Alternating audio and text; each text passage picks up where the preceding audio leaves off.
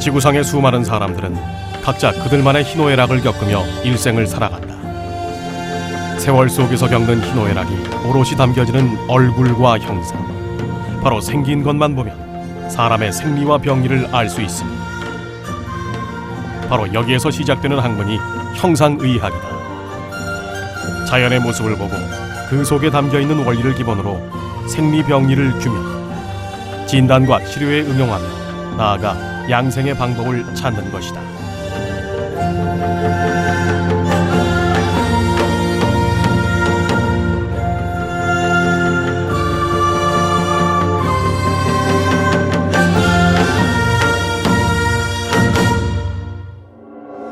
한의학도뿐만 아니라 우리 모두에게 건강지침서가 되고 있는 동의보감, 그 안에 한의학의 모든 이치가 두루두루 담겨 있으니 지산 박인규 선생은 30년 동안 한의학자의 길을 걸으며 수십 번의 정독을 통해 형상의학의 여러 가지 원리를 발전시켰다.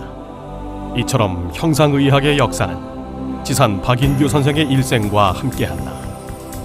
1927년 경남 마산에서 출생, 일제강점기와 한국전쟁을 겪으면서 혼란한 유년기와 청년기를 보내며 1971년 장년기에 이르러 비로소 한의학에 입문한다. 인생의 우여곡절과 여러 가지 인생 경험을 겪은 후 시작한 한의학의 길. 저 뭔가 목을 하나 상하지 않게 해가지고 싹 돌려본단 말이야. 그랬기에 사람의 병 자체를 보기보다 환자의 고통과 아픔을 더 깊게 이해할 수 있는 눈과 마음, 그에게는 있었다. 국회 출입기자하면서 국회의원들이 프로필을 이제 썼어요.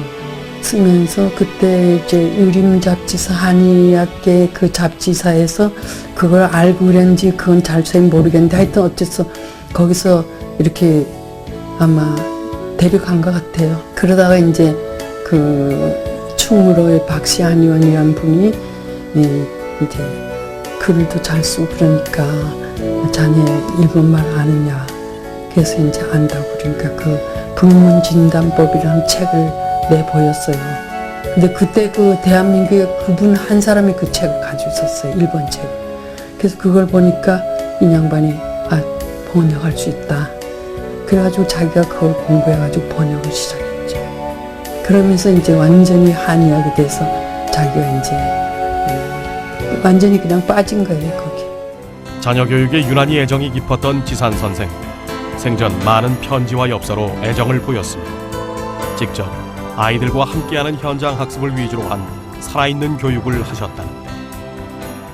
안녕하십니까. 현재 대한형상의학회 회장을 맡고 있고 지산 박인규 선생의 둘째 아들인 박정현입니다. 다른 것보다도 저희 가족에 대해서 잠깐 말씀드릴까 합니다. 제 부친은 월남하시어서 춘천을 정착하셨고 이후에 기자 생활을 하시다가 한의학에 관련된 기사를 쓰시면서 한의학에 대한 관심과 열정을 가지시고 연구를 하시기 시작하셨습니다. 그 후 5년 동안 치과하시면서 한의학에 대한 공부를 하셨고 저희 할머니는 우리 아들은 큰 인물이 될 것이다 하시면서 시장에 나가셔서 저희 어머니와 같이 장사를 하시면서 저희를 돌봐오셨습니다. 그런 와중에 저희 부친께서는 한의학에 대한 열정과 연구를 계속하셔서 1974년도 한의사 면허를 취득하셨고 이후 수많은 제자를 양성하셨습니다. 1976년 대한형상의학회 모태가 되는 대한전통의학회를 창립하셨고 올해로 40주년을 맞이하게 되었습니다. 앞으로 저희 후학들은 선생님의 뜻을 받들어 형상의학의 세계화를 위하여 더욱더 노력할 것입니다. 감사합니다.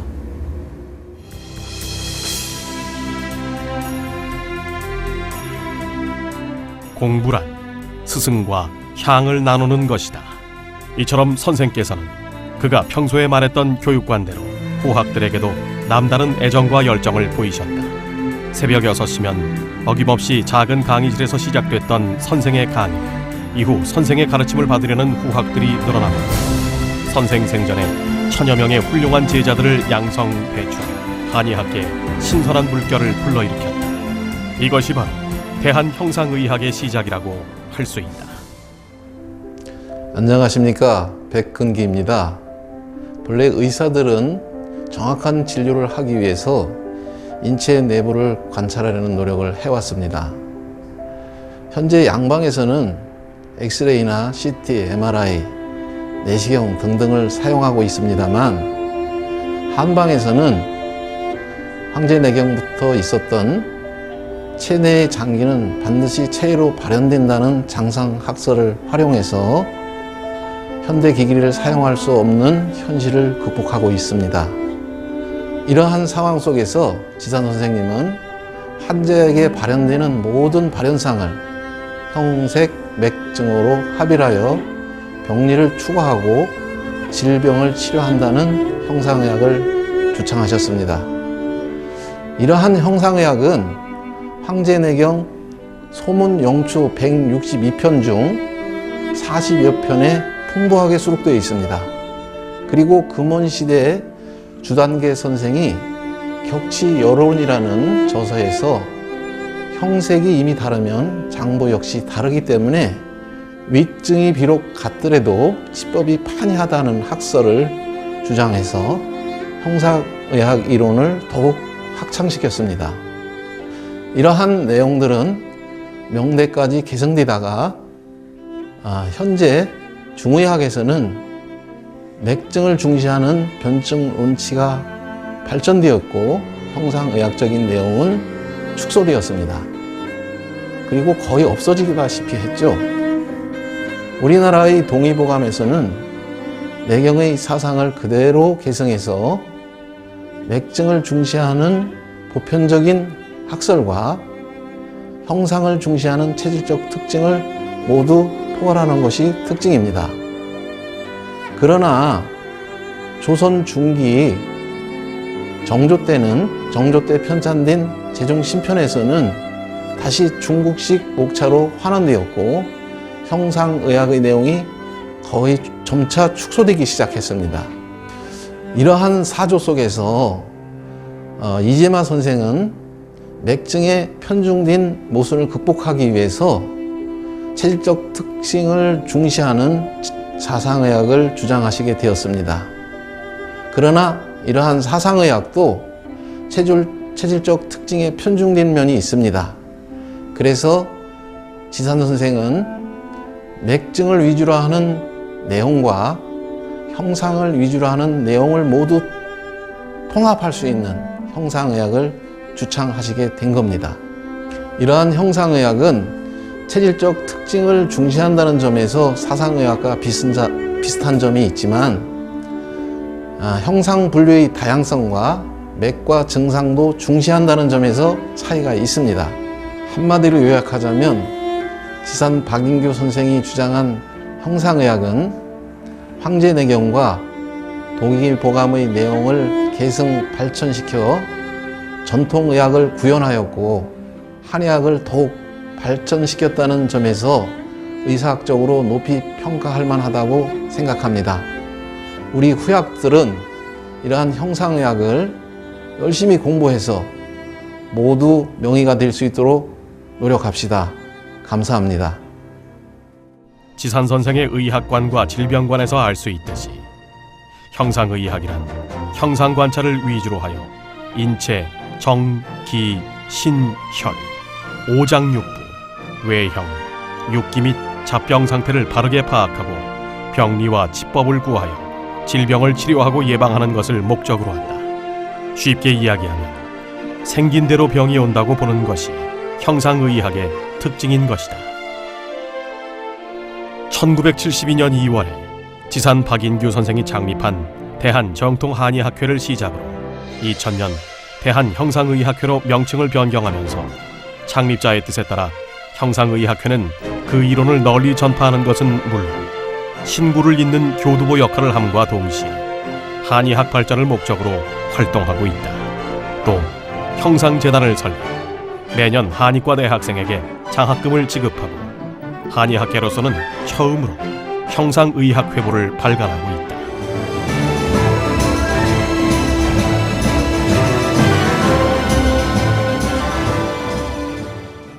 안녕하십니까, 조성태입니다. 형상의학회가 벌써 40주년을 맞이했습니다. 정말 감회가 새롭습니다. 돌아보면은 정말 많은 회원들이 있어서 공부를 정말 열심히 했던 때가 아주 새롭습니다. 선생님께서는 저희들에게 형상의학이라는 정말 기가 막힌 한의학의 관을 세워주셨습니다. 형상의학을 하지 않으면 이제는 한의계에서 상당히 어려움을 겪는 그런 시대가 되었습니다. 실력이 있는 자는 살아남고 실력이 없는 자는 무한 경쟁에서 도태할 것입니다. 그것뿐만 아니라 선법, 또 생활의 법도를 가르쳐 주셔서 우리 한의사들이 기본적으로 자기 건강을 챙길 수 있게 해 주셨습니다. 정말 감사한 마음입니다. 감사할 따름입니다. 안녕하십니까. 정행규입니다. 제가 지산 선생님을 옆에서 지켜본 것을 말씀드리겠습니다. 첫째, 지산 선생님은 이 시대의 위대한 한의사였습니다. 동의보감으로 정립된 체질의학을 더 발전시켜 형상의학을 주창하였습니다. 즉 생긴 대로 병해온다는 형상의학을 만든 것입니다. 두째로는 만능이로서 탁월한 천재였습니다. 옆에서 보면은 시각적인 사고를 했습니다. 그래서 매일 그림을 그리면서 저희들한테 설명을 했습니다. 다음 셋째로는 철저히 실행하는 실천가였습니다.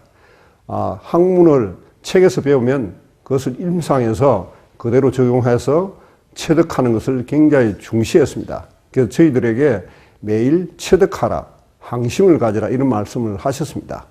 형상학회는 이제 우리 한국을 넘어서 한류의 제 선봉장으로서 세계화로 나아가야 갈 것이라고 봅니다. 감사합니다.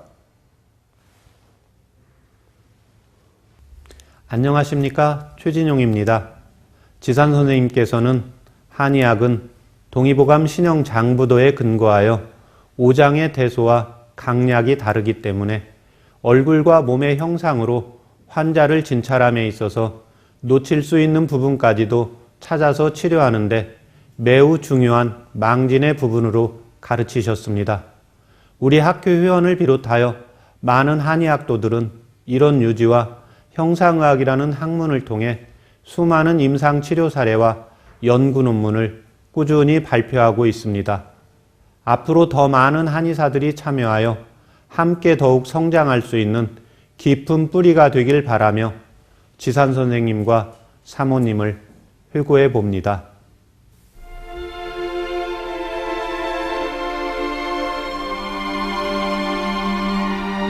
위대한 한의사, 탁월한 천재, 철저한 실천가 지산 박인규 선생은 제자들에게 형상의학을 통해 진정한 한의사가 되는 길을 제시하셨다. 동의보감의 체질의학을 계승한 형상의학은 곧 한의학의 핵심이다. 2016년은 대한형상의학회가 창립 40주년을 맞는 해이다. 대한형상의학회에서는 지난 1월 지산 박인규 선생의 학문과 덕을 기리기 위해 추모비를 건립했다. 지산 선생은 후학들에게 한의학에 대한 자부심을 일깨워 주셨다. 철학과 이념이 뿌리라면 문화와 한의학은 꽃이요 열매다. 지산 선생은 생활 속의 한의학을 역설하셨다. 한의학은 인간과학이다. 한의학은 인간의 삶을 위한 학문이며 생활의 법도를 명시한 학문이다. 의학은 인간이 밥 먹고 숨 쉬고 일하고 성생활하는 삶 그 자체를 다룬다. 의학과 생활이 따로 있는 것이 아니다. 질병이란 생활의 법도를 어겼을 때 그 대가로 받는 것이다.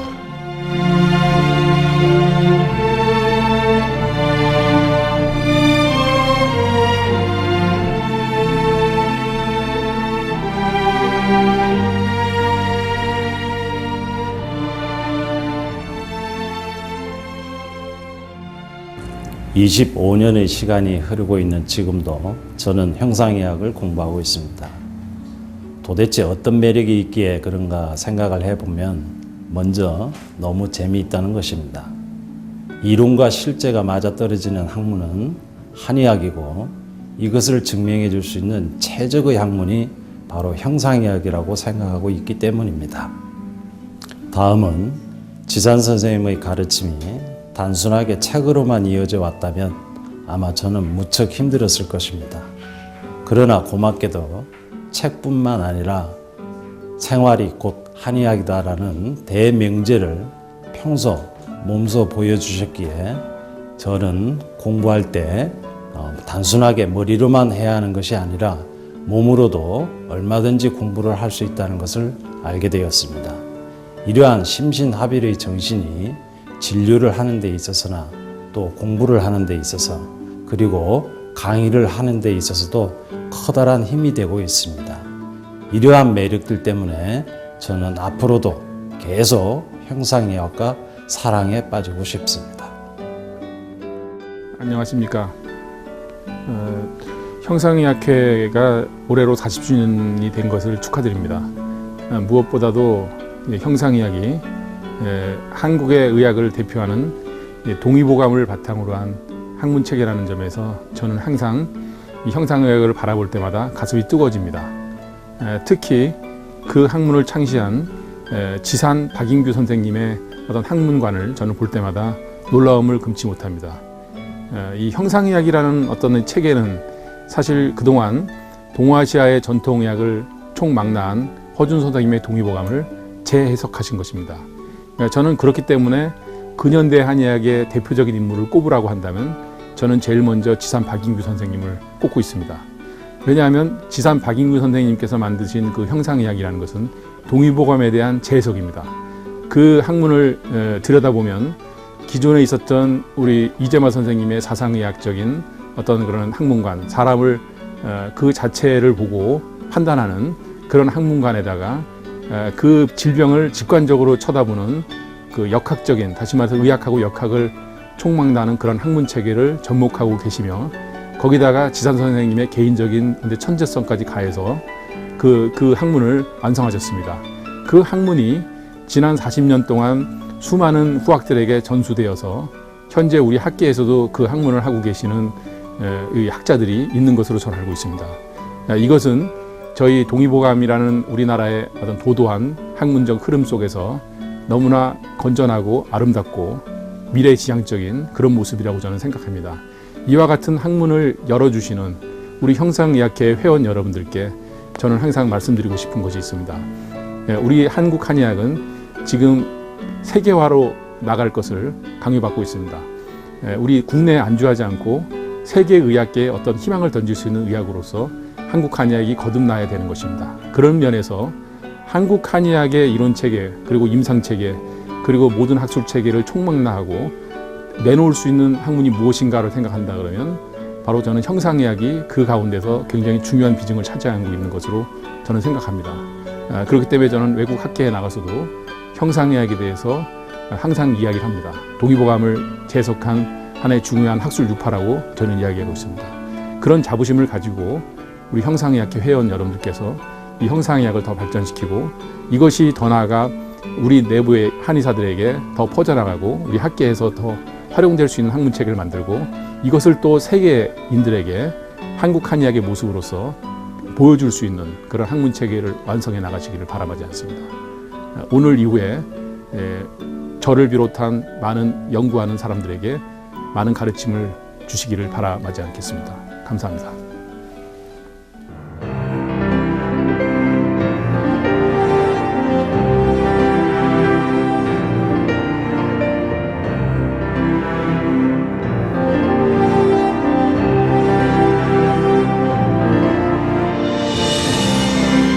지금까지 40년 동안 대한형상의학회는 공부뿐만 아니라 각종 행사와 봉사 활동을 펼쳐오고 있다.